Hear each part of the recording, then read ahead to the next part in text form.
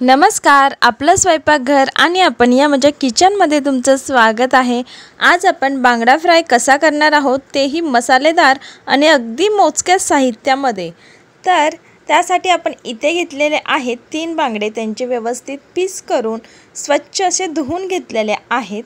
त्यानंतर अर्धा लिंबूचा रस त्यांना लावून घ्यायचा आहे। आपण लिंबाच्या रसामुळे माशांना खूप छान कुरकुरीतपणा येतो। त्यानंतर इथे मी हळद टाकलेली आहे, अर्धा चमचा आपण हळद घालायची आहे। त्यानंतर चवीनुसार मीठ आणि हे व्यवस्थित छान असं एकजीव करायचं आहे। हळद मीठ सर्व मसाल्यांना व्यवस्थित लागलं पाहिजे। हळद मिठामुळे खूप छान टेस्ट येते माशांना। आता हळद मीठ लावल्यानंतर आपण त्यामध्ये लाल तिखट ॲड करणार आहोत।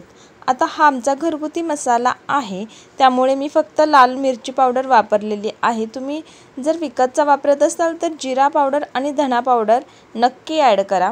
आता मस्तपैकी आपण मसाला लावून घेतलाय आणि आता मसाला लावल्यानंतर अर्धा तास तरी हे मुरण्यासाठी ठेवायचं आहे, कारण माशांमध्ये जेव्हा मसाला मुरला जातो ना, तेव्हा एक वेगळी टेस्ट आणि खूप सुंदर अशी टेस्ट येते।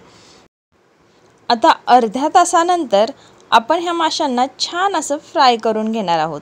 त्यासाठी गॅसवर तवा ठेवलेला आहे आणि आता त्यामध्ये तेल घालायचं आहे। आता इथे तेल 3 चमचे घालायचं आहे।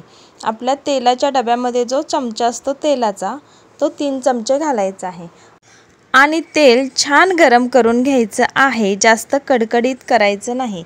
तेल गरम झाल्यानंतर त्यामध्ये मस्त असा ताजा कढीपत्ता घातलेला आहे। कढीपत्ता छान असा तडतडून द्यायचा आहे, कारण कढीपत्त्याचा फ्लेवर खूप छान लागतो। आता मस्त कढीपत्ता तडतडल्यानंतर आपण त्यामध्ये एक माशाचा पीस ठेवणार आहोत आणि गॅसची फ्लेम स्लो ठेवायची आहे जेव्हा आपण मासा ठेवतो तेव्हा, आणि मासा ठेवून झाल्यानंतर 1-2 मिनिटानंतर मीडियम फ्लेमवर गॅस ठेवायचा आहे। आता अशा प्रकारे आपण तव्यामध्ये छान असे मासे ठेवलेले आहेत आणि जे तेल असतं ते सगळ्या माशांना लागल असं अधूनमधून आपण तवा देखील गोल सर्कलमध्ये फिरवून घ्यायचा आहे, जेणेकरून सगळ्या माशांना व्यवस्थित तेल लागलं पाहिजे। तर अशा प्रकारे मासे आपण ठेवलेले आहेत आणि आता गॅसची फ्लेम आपण मीडियम ठेवलेली आहे आणि व्यवस्थित छान असे मासे फ्राय करून घ्यायचे आहेत। एक थोड्या वेळानंतर 2 ते 3 मिनिटानंतर आपण मासा पलटून घ्यायचा आहे। तुम्ही पाहू शकाल मस्तपैकी असा मासा पलटलेला आहे आणि छान देखील असं एका साईडनी फ्राय झालेला आहे।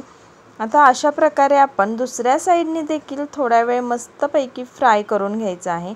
अगदी झटपट होते रेसिपी ही। तुम्ही ह्याच्यात कॉर्नफ्लॉवर ॲड करू शकता किंवा ज्वारीचं पीठ ॲड करू शकता, तांदळाचं पीठ ॲड करू शकता, परंतु मसालेदार जेव्हा आपण फ्राय करतो त्याची टेस्ट एक वेगळीच असते। असं मसालेदार मस्त असं एकदा फ्राय नक्की करून बघा, खूप छान लागतो आणि तो जो मसाल्याचा फ्लेवर असतो ना, एकदम मस्त असा लाजवाब लागतो। तर कोणतंही पीठ न वापरता फक्त ह्या कमी मसाल्यांमध्ये मच्छी फ्राय नक्की करून बघा। आता हे जे पीस आपण उभे करून ठेवले त्याचे बॅक साईडची बाजू देखील व्यवस्थित भाजली गेली पाहिजे। त्यासाठी आपण हे मच्छीचे पीस असे उभे केलेले आहेत, कारण सर्व बाजूने मासा व्यवस्थित फ्राय झाला पाहिजे। तर अशा प्रकारे गॅस कमी जास्त करून व्यवस्थित असा मासा फ्राय करून घ्यायचा आहे आणि एकदम जबरदस्त होतो, नक्की करून बघायचा आहे। तुम्ही पाहू शकता अतिशय मस्त असा कुरकुरीत आणि छान असा मासा फ्राय झालेला आहे। तर तुम्ही ही रेसिपी नक्की करून बघायची आहे आणि तुम्ही केलेली रेसिपी कशी झाली आहे ती नक्की आम्हाला कमेंट बॉक्समध्ये कळवायला विसरू नका आणि अशा प्रकारे तुम्ही कोणताही मासा फ्राय करू शकता। व्हिडिओ आवडला असेल तर व्हिडिओला नक्की एक लाईक करा, व्हिडिओ शेअर करा आणि आपलं स्वयंपाकघर आणि आपण या यूट्यूब चॅनलला सबस्क्राईब करायला विसरू नका। थँक्यू।